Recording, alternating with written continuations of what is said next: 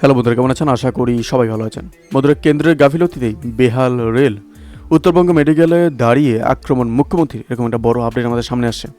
বন্ধুরা, আহতদের সঙ্গে দেখা করবেন মমতা, বিশেষ বাসে বাড়ি পৌঁছে দেওয়ার নির্দেশ। রাতে শিয়ালদহ খোলা হচ্ছে বিশেষ হেল্প ডেস্ক। ফের ভয়াবহ রেল দুর্ঘটনার সাক্ষী হলো বাংলা। সোমবার সকালে উত্তরবঙ্গের ফাঁসি দেওয়ার কাজে নিজ বাড়িতে শিয়ালদহগামী কাঞ্চনজঙ্ঘা এক্সপ্রেসে মালগাড়ি ধাক্কায় অন্তত 8 জনের মৃত্যু হয়েছে, আহত বেশ কয়েকজন। প্রাণহানির চেয়েও বেশি ছড়িয়েছে আতঙ্ক, রেল সফরে নিরাপত্তাহীনতার বোধ।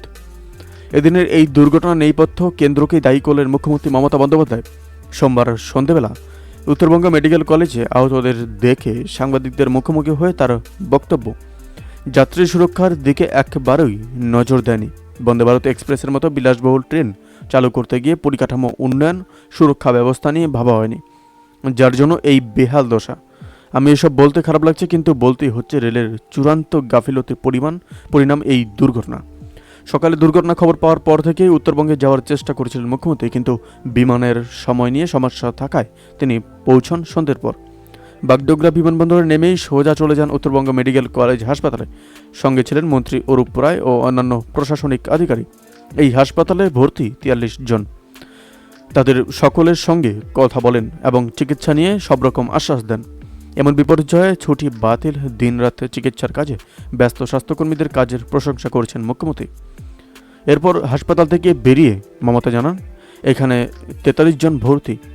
আমি যা দেখলাম তাতে একজনের অবস্থা একটু সংকটজনক, বাকি সকলে স্থিতিশীল। আমাদের ডাক্তার, নার্স থেকে প্রশাসনের আধিকারিককে সকাল থেকে সবাই খুব ভালো কাজ করছে, আমি তাদের প্রতি কৃতজ্ঞ। মুখ্যমন্ত্রীর ঘোষণা, অনেকে ট্রমায় আছেন, নিজেদের বাড়ির ঠিকানা, পরিবারের নাম ঠিকমতো বলতে পারছেন না। আমি প্রশাসন সকলকে বলছি হাসপাতাল থেকে ওদের ছেড়ে দেওয়ার পর আলাদা বাসের ব্যবস্থা করতে, সেখানে তাদের বাড়ি পৌঁছে দেওয়া হবে।